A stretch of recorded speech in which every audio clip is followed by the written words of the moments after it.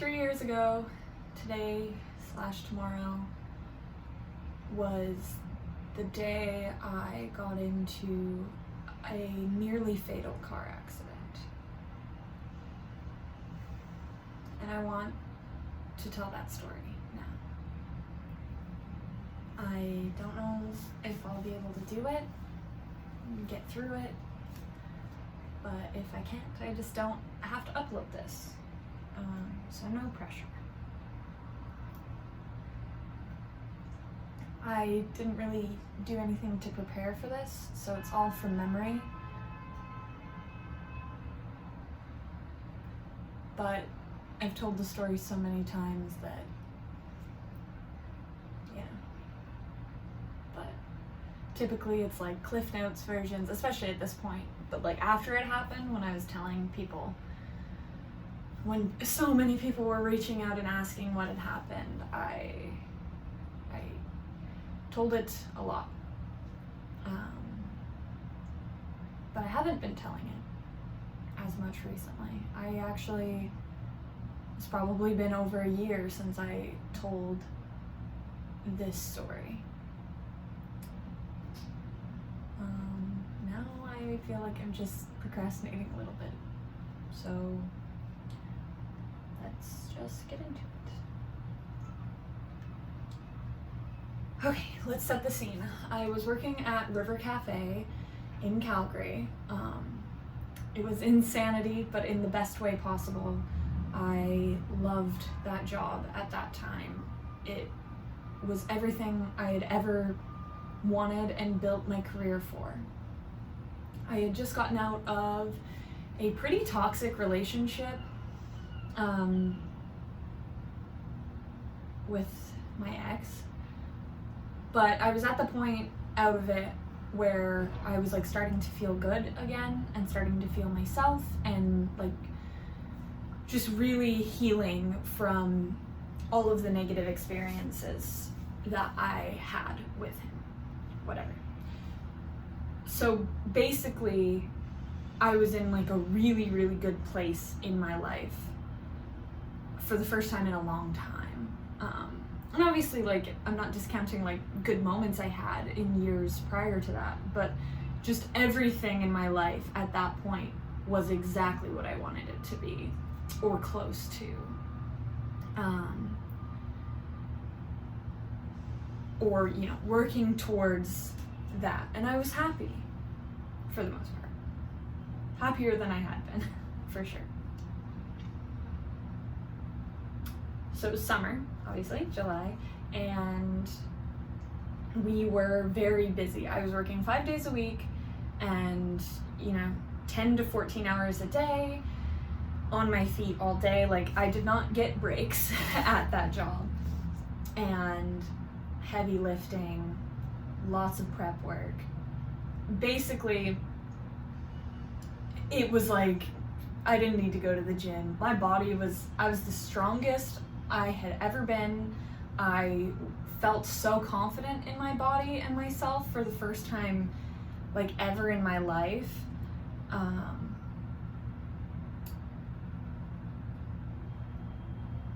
And because we were so busy, I couldn't really take a lot of time off. So I got 3 days. It wasn't even a weekend.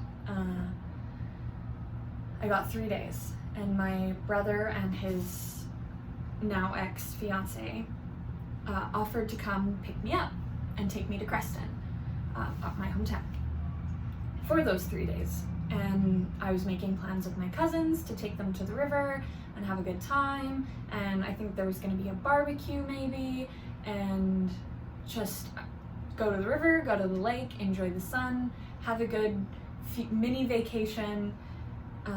That was my plan, and everything was going right. I didn't have a single worry. I knew. Typically, I'm a very anxious person, and I'm always overthinking everything, and I'm always like thinking about what bad things could happen. But in this instance, I wasn't. It was just the perfect little vacation that I needed at that point, because I was so busy at work and I wanted to see my family.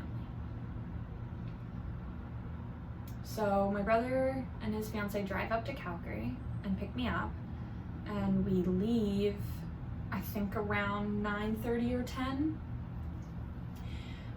We stop and get snacks and gas, and we start driving. And here is where we made the biggest mistake of our lives.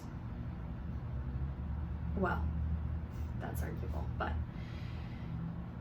so my brother's fiance was driving, and I was in the back seat, he was in the passenger seat, and my brother had driven all day, so he wanted to go to sleep, and I had worked all day, so I went to sleep as well. In retrospect, obviously, you shouldn't leave someone driving in the middle of the night alone while two people are sleeping. You just shouldn't do that. But we did. And it would have been around 3:30 in the morning, technically on the 24th, so technically tomorrow, that the driver fell asleep at the wheel. We hit a stop sign, a telephone pole, and then we rolled 2 or 3 times. That's like the Cliff Note version I give when people ask. But my personal perspective on that situation was waking up. I'll never forget the smell and the sounds, the disorientation. My eyes were open and everything was spinning, and there was glass, and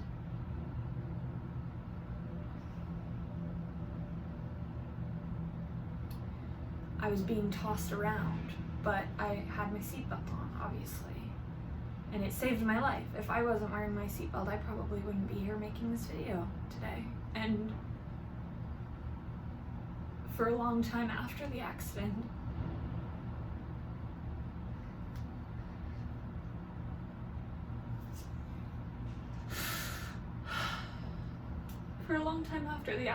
I wished that that happened.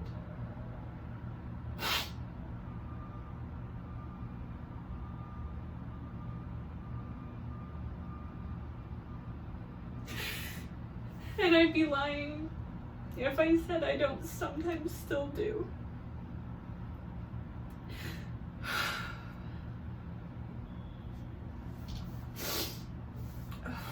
Okay. So we crash, and then we land wheels down, thankfully. That was good at least. The driver's hysterical, understandably. Do you still love me? She was saying this. I'm so sorry, I thought I was fine, I thought it was fine. And I actually learned after this that there's this phenomenon where you fall asleep but your eyes are like, and it's like what causes car accidents like this one is like you are awake but you fall asleep, like your brain falls asleep, so you don't even like realize you're falling asleep, and then you're asleep and you're crashing. And there's a name for it. I don't know if I explained that exactly correct, but that's essentially like what happens. And so like it wasn't her fault. It was all of our faults and none of our faults. Like it was an accident. And I know that like she probably lives with a lot of guilt still. But I think my brother and I do as well. I think there was no winning in that situation for any of us, obviously. Sorry. So she's like hysterical. My brother, I can tell, is like gargled, and he's bleeding so bad from his face, but I didn't see because I was in the back. I unbuckle myself, but I could tell he was bleeding, and he was just kept saying, like, he was just trying to stay awake and saying he was in pain, and like, I'm bleeding so bad, and like holding his face, and she's hysterical. Like, I thought I was fine, I'm so sorry, I'm like on and on. we were quite lucky. Someone, I don't know if they were ahead of us or behind us, but there was someone there, and they called authorities like right away for us and came to the doors, and we're like we have people on the way. So then I, knowing that, I unbuckle and I kind of flip myself around so I have my feet out like this, and I took a Snapchat picture. I was Snapchatting the whole thing. I think it was just like helping me process it to just like post it. But I had actually lost that picture of my feet until just recently, because one of my friends had screenshotted it, and I hadn't had my stories automatically saving at that point, like my Snapchat stories. But it was like the next day, and I was like, oh shit, I should turn that on to save all of these. But I had lost that one, and it was actually just like 6 or 8 months ago that friend sent me that picture, and I saw it for the first time, and it was so much worse than I remembered it. Like, I was so bloody, like my feet were so bloody. And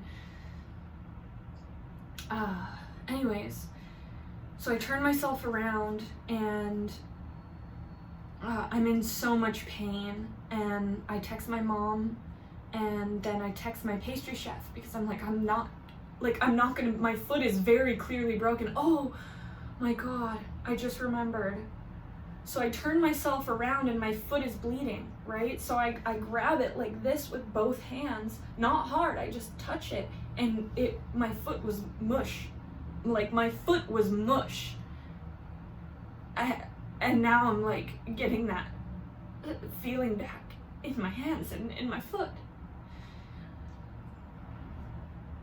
It was very broken. So obviously, like, I text my mom first, and she starts getting the arrangements to get like my dad on the way, and her and my Auntie Tracy. I don't know all of the logistics of that end, but I'll get into it later. So my mom starts making arrangements to like get everybody there. She sends my dad right away, and I think my mom stayed home and was like packing a little bit, because she knew that she was gonna have to do a hospital stay, because it was that bad. So I grab my foot, and it's mush, like literally mush, and I'm just like so fucked. I'm getting hysterical, right? I don't remember what all I was saying, but I remember, so I texted my mom, and then I texted my pastry chef, and my pastry chef called me, and he was hysterical, like yelling at me, making the whole situation like so much worse. I kept hanging up on him. Like, I remember he kept calling me and calling me and calling me, trying to like, what's happening? It's like, I don't know what's happening. Like, I don't have the answers. And I remember specifically one of the times he called, I was just like, you're making everything so much worse right now. I love you, goodbye. And I hung up. And then I don't think I answered another call from him, maybe one more.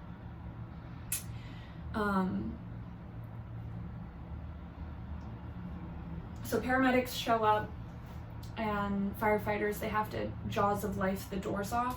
They're working on my brother first, because he's the most severely injured. So they get him out, and then they're working on my door. That whole thing was like a blur. It took, I think, 10 to 15 minutes for them to get on scene, and then only another like 5 to 10 minutes for them to get us out of there and into ambulances on the way to the hospital. I believe we went to the Elkford Hospital, because the accident happened just outside of Sparwood, BC. So they were getting me out, and actually I remember when they were getting me out, I was on the phone with my pastry chef, and he's yelling at me, and I'm yelling, like I'm hysterical and like so angry, and one of the firefighters goes to try to take my phone, and I just fucking like death glare him, like, do not touch my phone, kind of thing. And he like backed, like was visibly scared, which is funny now to think about, because when I woke up to the crashing and rolling, I had my eyes open the whole time, right? And I'm like getting jarred around. All of the blood vessels in my eyes broke, and I had demon eyes.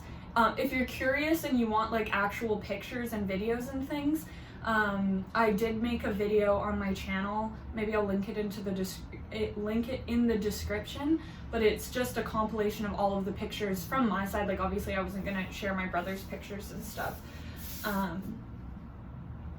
because that's his business. There might be a picture or two of him in there when he was like pictures that were also with me. I cannot remember. But yeah, so you can check that out if you're wanting like the juicy details. So they get us out and they get me into an ambulance, and then I'm on my way to the hospital. They give me pain medication in the ambulance, and they put a neck brace on me, which I found out later that they should have done that before they even took me out of the car. I didn't have any neck or spine injuries, but just like it was bad practice to not do that right away. But it was fine in the end. So they get the neck brace on me, they give me pain medication, and I'm pretty sure it was fentanyl, and it worked like right away. The pain was drastically reduced. There was still pain, obviously, like there was bone sticking out of my foot. So you're not gonna get rid of that pain. Wow, 16 minutes. We're gonna be here a little while. They get us to the Elkford Hospital. They do x-rays and CT scans, I think. They did some sort of scan. I remember having to get like an injection for it, and it made me feel hot and tingly, especially in my vagina, which they warned me would happen. Oh. So when I got to the hospital initially,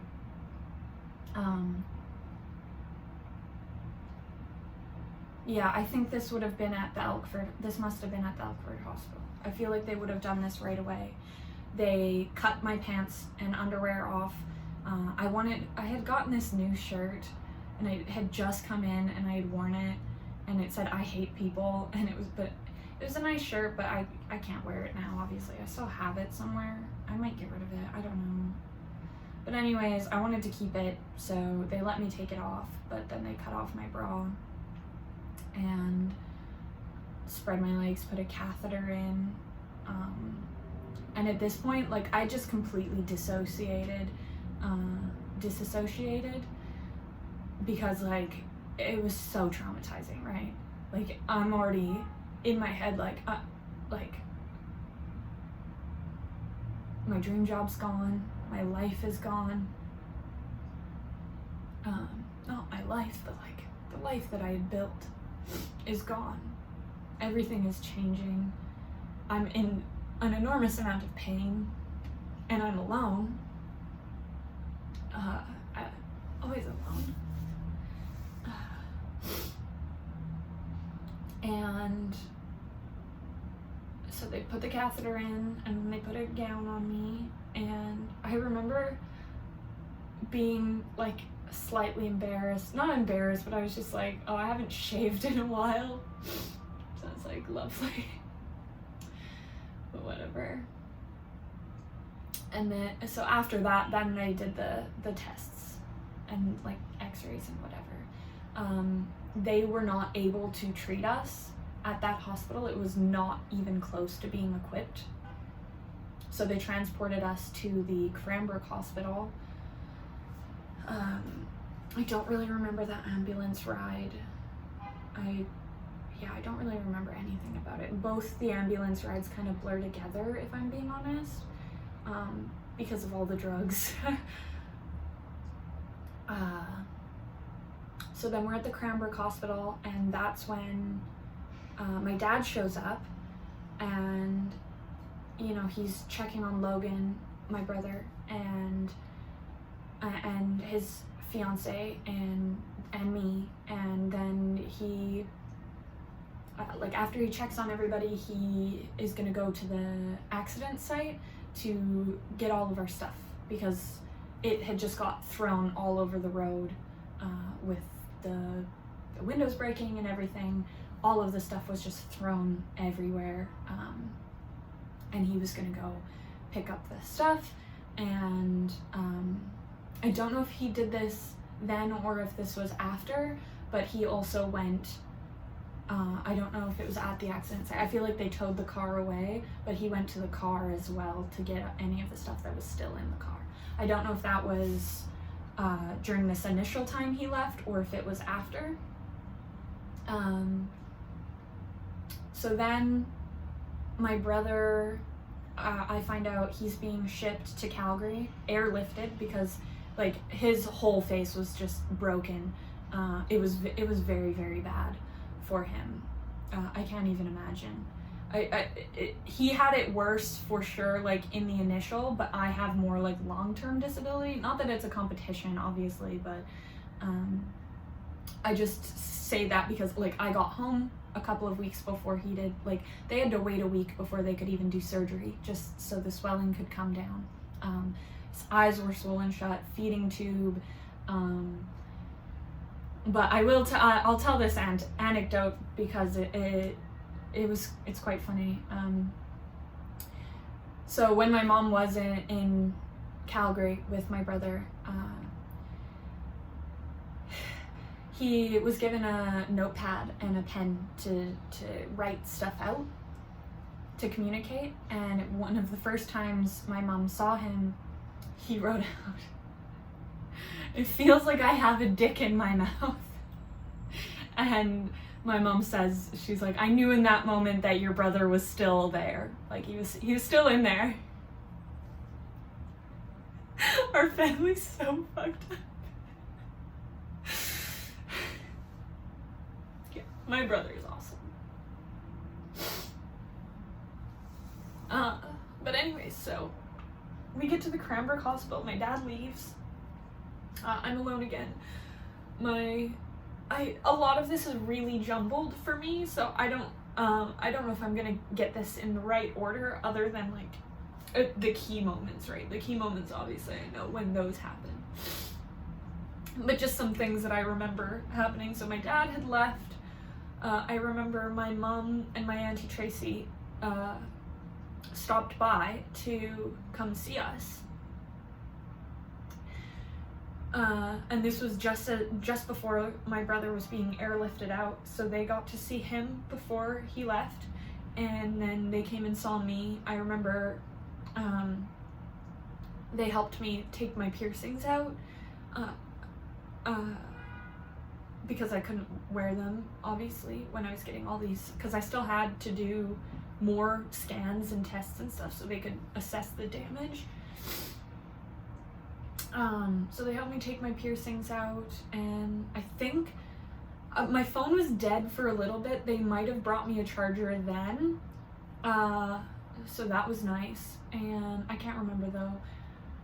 But then they had left because they were going to drive, so my dad was going to kind of deal with me, and my mom and my auntie were going to drive to Calgary because my auntie's daughter lived there, so they had a place to stay. But so they were driving down there to be with my brother. And then I just remember being alone for a good portion of it, kind of in and out of sleep. The hospital was really busy that day, the Cranbrook Hospital.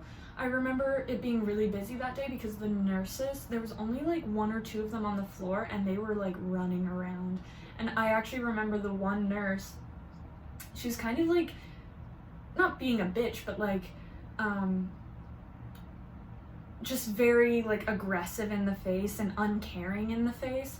And I remember like waking up, and you know, she's doing her rounds, like whatever, checking on all the patients, and at one point like she's looking at me, and I'm alone at this point, and I just kind of woken up, and like she just looked so mean, and I started crying just because of the whole situation. Like, obviously, it was hard. It's not an easy thing to deal with. And I just see her whole demeanor change and her face softened, and I saw like the empathy rushing back into her body. And then she came over and like gave me more drugs, which was nice, honestly, because I was in pain. But yeah, so she came over, she dialed it up a little bit for me, or gave me extra. I don't know how it works, I'm not a doctor. But yeah, I remember that moment, just that, like, her whole demeanor changing entirely from, like, so cold and distant, like, dealing with, and I'm not, like, blaming her, just dealing with so many things. Like, it was a busy night in the hospital, lots of things going on. But yeah, something else that happened in that day was, family friend. It was like my brother's friend, but we've known that family for like a long time.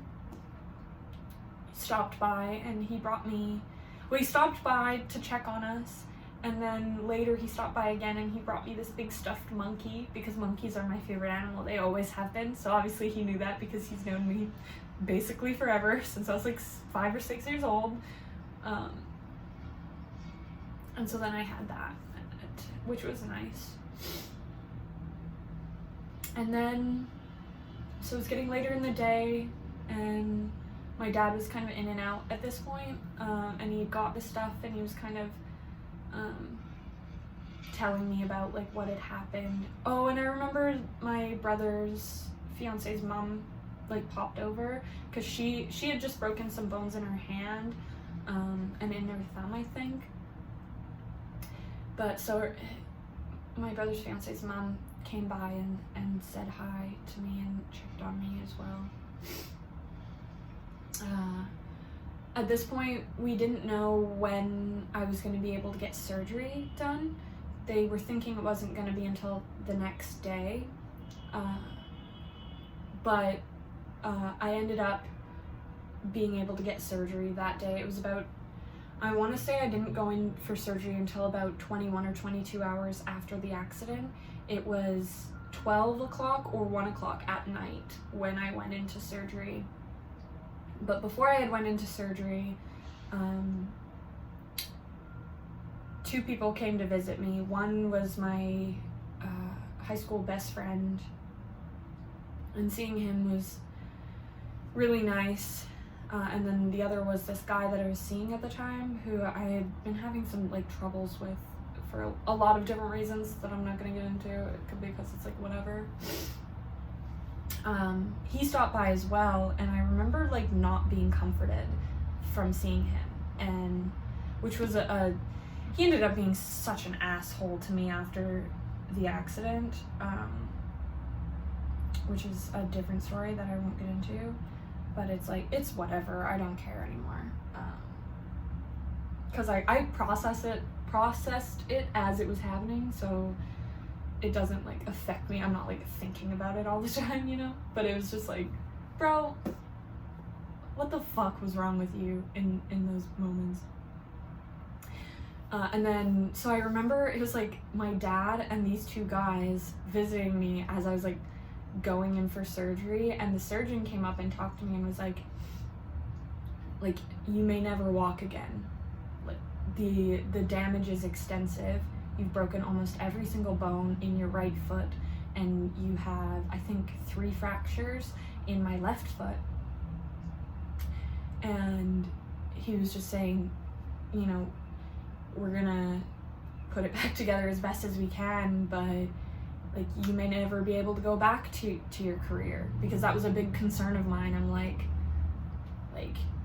when am I need to go back to work. I want to go back to work.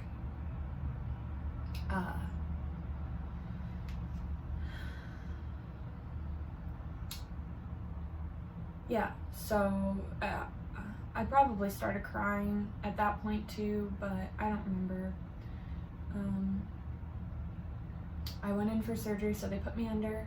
I went in for surgery, and I remember the anesthesiologist coming and talking to me, because they were saying, they were giving me options, and he was saying, I had a punctured lung and 2 broken ribs. That punctured my lung.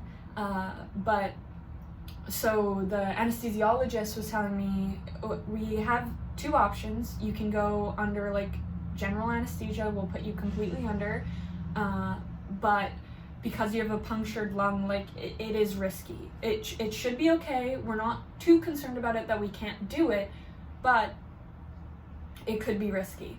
Or we can just kind of like numb you and you'll be awake. And I was like, I do not want to be awake. Like, put me to sleep. But that meant they had to wake me up right when they were done surgery. And I don't know if this was like a side effect of getting woken up or just of the anesthesia, I'm not sure. But when I did wake up, I was just puking. And it was like this, I hadn't eaten in I don't know how long, probably 24 hours. And I was just puking. It was like pea soup consistency, light green vomit. And they had those like little kidney bean tubs, and it was just like puking, filled it up, puking, filled it up. I filled up 3 of those little tubs, just like puking and puking and puking. And then they took me to my room and I went to sleep. I think that's all I have the gall for to talk about. I ended up spending 5 days total in hospital. I was quite strong already. Like my legs and my arms were quite strong from working, so I was able to like transfer myself from like I remember one of the first things was like trying to go to the bathroom, which I ended up being constipated for quite a while. I think I was constipated for like a week or a week and a half, and that was so awful on top of it. But while I was in hospital, they were like trying to get me to go, right? But so like transferring myself from the bed to a wheelchair, from the bed to a separate bed, so they could, because they had to do like more tests. I had to get my cast changed before I left, because my legs were so swollen, right? So right after surgery, so they had to wait for the swelling to go down, change my casts. I had people in and out visiting. I just hated it. I hated being in there. I could definitely go into more detail, but then this video would be an hour. I really just wanted to tell the story of the accident and then up to surgery, just to help me process and heal. It's something I'm never going to fully heal from, obviously, because this is my foot, this is my bump. Don't mind my ratchet ass toenails. But like, got a big old honking scar. I'm gonna be in pain for the rest of my life. I might be wheelchair bound. I'll need at least 1 more surgery, maybe more, maybe an amputation. I don't know. I don't know what's gonna happen.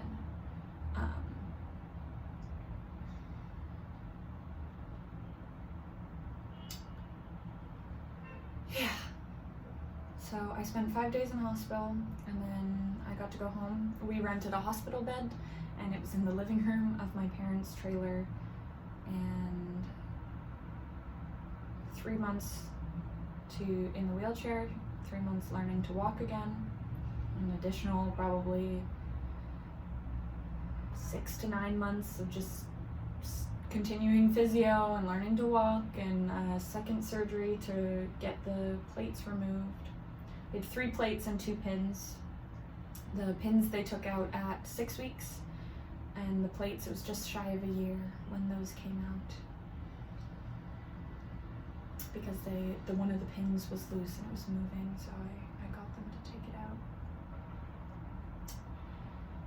Yeah, that's my accident story.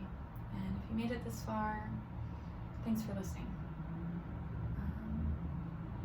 I'm gonna go to the beach or something. I took the day off work. I didn't want to be at work today, but I have to go tomorrow, and I know it's gonna be chaos. It's